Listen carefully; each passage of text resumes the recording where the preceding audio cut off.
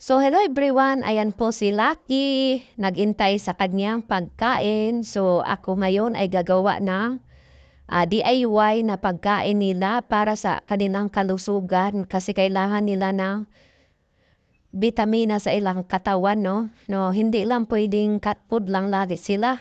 Kailangan din nila ng masustansyang pagkain. So gagawa tayo guys ng ano. Ayan po ang whiskas, no? Gagawa po tayo ng pagkain nila para yung whiskas sinasadya ko po yung bilhin para ihalo ko sa kalabasa. Squash. Ayan po ang squash at saka yung chicken na kapiraso na hinimay-himay ko para ihalo ko sa squash kalabasa. Ayan. Kasi bisa aking na-research ang kalabasa ay maganda sa kalusugan sa cat, sa mga alaga nating cat. Ito ay based lang sa na-research ko ha. Hindi ako professional na ano, pero ito ay na-research ko ito. So ginagaya ko ito guys para sa aking mga alaga. So try natin silang pakainin ito at mag-mix tayo na squash at saka chicken. Tapos lagyan natin ng kapirasong smart whiskas. No?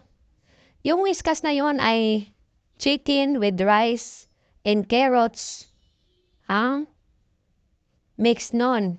So, ilalagay din natin, pag-mix natin sa squash at saka chicken.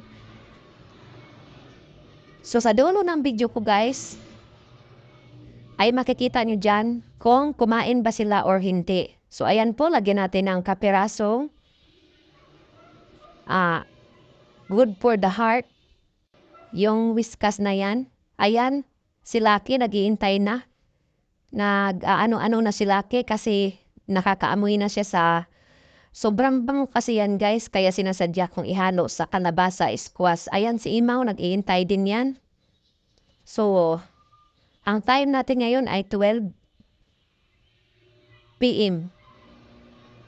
So, ginawa ko talaga yan para gagaling si Manuling. So, antayin nyo guys, sa dulo ng aking video ay makikita nyo kung kumakain ba talaga sila or hindi. So, ganyan kasi po ang tinuturo para antioxidant daw yung squash. Sa mga alaga natin, ayan. So, nag-iintay na talaga siya, atat na. So, sa hindi pa magtatapos ang aking video, ayan na po si Manuling, kumakain na po si Manuling. Ayan, kung mapapansin niyo guys, kunting lang dyan yung whiskas niya na smart, inahalo ko. Good for the heart daw yun. So ayan, kumain nga si Manuling guys, kung napapansin nyo, kumain na siya. Ayan, ang dalawa din, kumain din. So very good kayong tatlo. So, wag lang nating biglain, no? Sa pagpakain kasi unti-unti lang muna. So maraming salamat sa walang sawang panonood. Naway matuto din kayo sa inyong alaga. Pakainin nyo rin, try nyo rin yun guys. Kasi based sa aking na-research, ganyan talaga. Kailangan ang kalabasa. Dapat kalabasa, pakainin sila ihalo sa chicken or kaya carrots at saka chicken guys. Thanks for watching.